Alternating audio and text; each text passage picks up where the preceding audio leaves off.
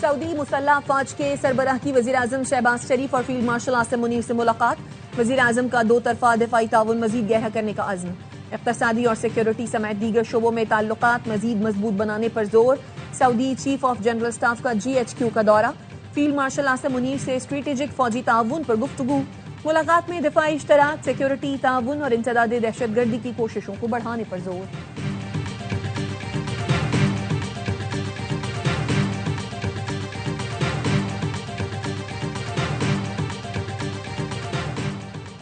Peshawar FC head quarters میں دہشت گرد حملہ ناکام، تینوں خودکش حملہ آور مارے گئے۔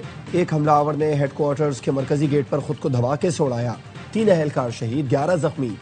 افراتفری کا فائدہ اٹھاتے ہوئے 2 حملہ آور سائیڈ گیٹ سے ہیڈ کوارٹرز میں گھس گئے۔ سیکیورٹی فورسز نے دہشت گردوں کو مرکزی دروازے سے دور جہنم واصل کر دیا۔ ابتدائی تحقیقات کے مطابق ہیڈ کوارٹرز پر حملے میں ہلاک تینوں دہشت گرد افغان تھے۔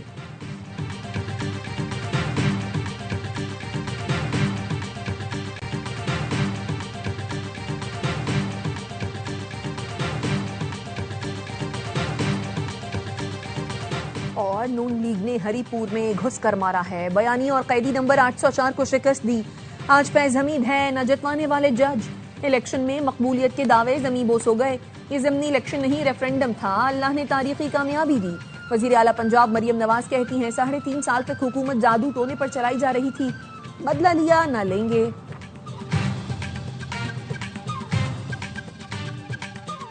امن خراب کرنے والے ہمارے اور پاکستان کے دشمن ہیں، کسی کو ایسا نہیں کرنے دیں گے، شہیدوں کا خون رائیگاں نہیں جانے دیں گے۔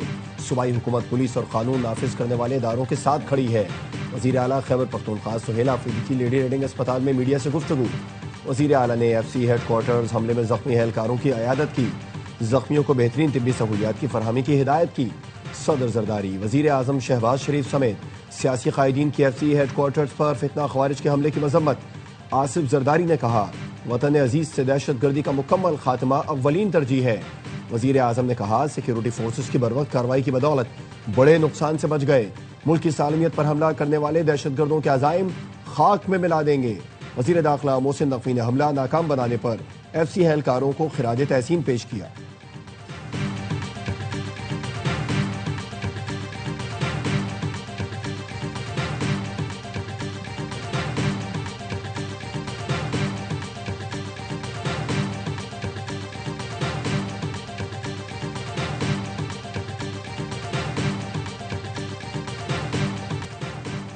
صدر مملکت آصف زرداری سے سبکدوش chairman joint chiefs of staff committee general Sahir Shamshad Mirza کی الوداعی ملاقات۔ صدر مملکت کا جنرل ساحر شمشاد مرزا کی پیشہ ورانہ صلاحیتوں کو خراج تحسین، قومی دفاع کے لیے جنرل ساحر شمشاد مرزا کی خدمات کو سراہا۔ Chairman joint chiefs of staff committee general Sahir Shamshad Mirza کی وزیر اعظم سے بھی الوداعی ملاقات۔ وزیر اعظم نے جنرل ساحر شمشاد مرزا کی پیشہ ورانہ صلاحیتوں اور ملک و قوم کے لیے خدمات کی تعریف کی۔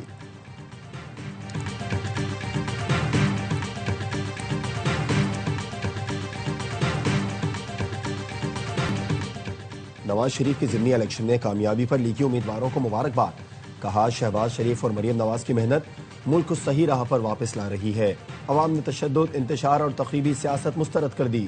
وزیر اعظم نے کہا یہ کامیابی نواز شریف کے ویژن، بے مثال قیادت اور کارکنان کی محنت کا نتیجہ ہے۔ یہ وزیر اعلیٰ پنجاب کی ترقی کے لیے محنت پر عوام کا اعتماد ہے۔ الیکشن میں جیت حکومتی کارکردگی پر عوام کے اعتماد کا مظہر ہے۔ ضمنی انتخابات میں قومی اسمبلی کی تمام 6 نشستوں پر نون لیگ کا کلین سویپ۔ نون لیگ کا ایوان میں سادہ اکثریت کے لیے PP پر انحصار ختم۔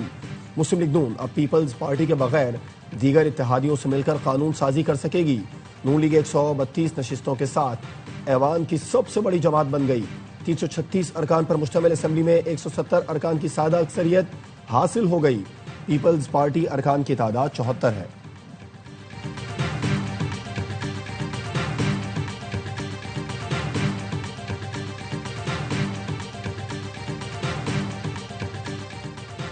سیاست میں سب سے بڑی غلطی بائیکاٹ کی ہوتی ہے۔ یہ غلط ہے کہ جب آپ کسی عمل میں شریک ہی نہ ہو اور دھاندلی کا الزام لگا دیں۔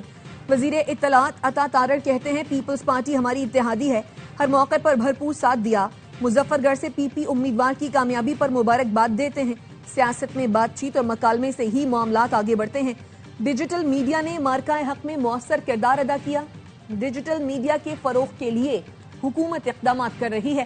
ڈیجیٹل میڈیا کے ذریعے دشمن کو دشمن کی زبان میں جواب دینا ضروری ہے۔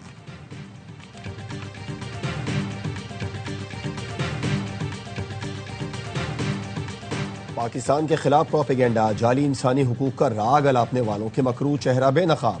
Social media plate form x کی نئی اپڈیٹ نے جعلی علمبرداروں کا پردہ چاک کر دیا۔ افغانستان، فتنہ ہندوستان اور پشتون تحفظ موومنٹ غیر ملکی ایجنڈے پر گامزن ہیں۔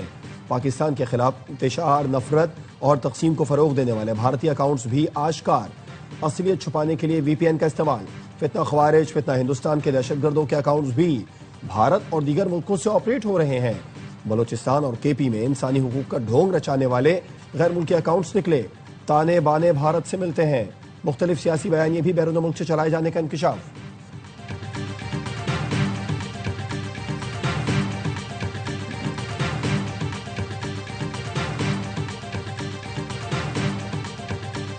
سی T D Lahore mobile head quarter unit جدید سہولتوں سے مالا مال۔ موبائل یونٹ حساس مواقع اور مقامات کی نگرانی کرے گا۔ گاڑی راونڈ اجتماع، داتا دربار، کرکٹ میچوں پر لگائی جائے گی۔ یوم عاشور، بڑے سیاسی اجتماعات میں بھی استعمال ہوگی۔ گاڑی میں work station, conference corner, presentation کی سہولتیں موجود۔ تھرمل امیجنگ، لائیو ڈرونز اور جی آئی ایس میپنگ بھی ممکن ہوگی۔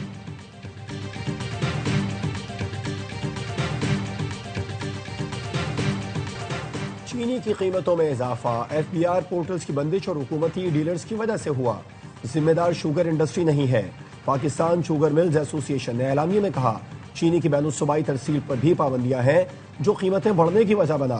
حکومت کو خبردار بھی کیا تھا، لیکن حکومت نے ملز پر دباؤ رکھا تاکہ غیر ضروری درآمدی چینی فروخت کی جائے۔ سندھ میں پورٹلز بند رکھے گئے تاکہ پورٹ پر درآمدی چینی پہلے فروخت ہو سکے۔ پنجاب میں ضلع انتظامیہ نے ملز کو مجبور کیا کہ حکومتی نامزد ڈیلرز چینی فروخت کریں۔ ڈیلرز نے فائدہ اٹھانے کے لیے چینی مہنگی فروخت کی۔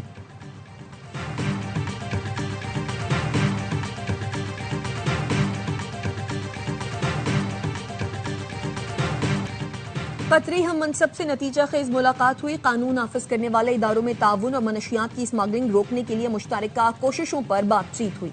وزیر داخلہ محسن نقوی نے ایکس پر لکھا، ملاقات میں علاقائی اور دو طرفہ امور بھی زیر بحث آئے۔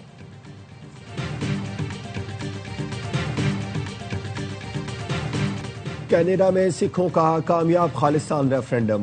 بارش اور برفباری کے باوجود اوٹاوا میں ہزاروں سکھ خالصتان ریفرنڈم کے لیے ووٹ دینے پہنچے۔ فضا خالصتان زندہ باد اور بھارتی حکومت کے خلاف نعروں سے گونجتی رہی۔ سکھوں نے بھارت کے زیر تسلط پنجاب میں مارے گئے سکھوں کے لیے خصوصی دعائیں کی۔ آپریشن بلو سٹار میں مارے گئے سکھوں کی قربانیوں کو خراج عقیدت پیش کیا۔ میڈیا سے گفتگو میں سکھ مظاہرین کا کہنا تھا، وقت آ گیا بھارتی پنجاب کو الگ کر کے خالصتان ریاست کا قیام عمل میں لایا جائے۔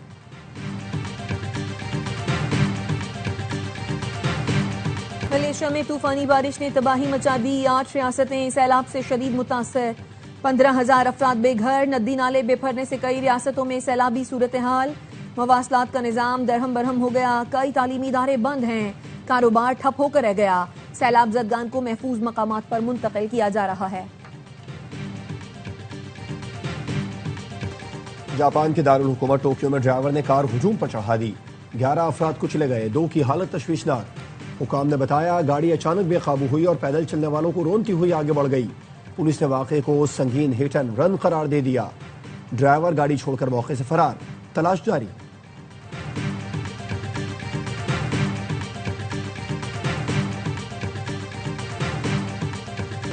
کمال کی مہارت، سعودی لیگ میں star footballer Cristiano Ronaldo کا باسکل کک گول، حریف کیپر بے بس، شائقین جھوم اٹھے۔ الخلیج کے خلاف رونالڈو کی النصر 4-1 سے کامیاب رہی، 40 سال کے پرتگالی لیجنڈ کا گول توجہ کا مرکز بن گیا۔ 50-50 فیم مزاحیہ اداکار اسماعیل تارا کی تیسری برسی۔ 15 برس کی عمر سے اسٹیج پر فنی سفر شروع کرنے والے اسماعیل مرچنٹ کو پی ٹی وی کے پروگرام 50-50 سے شہرت ملی۔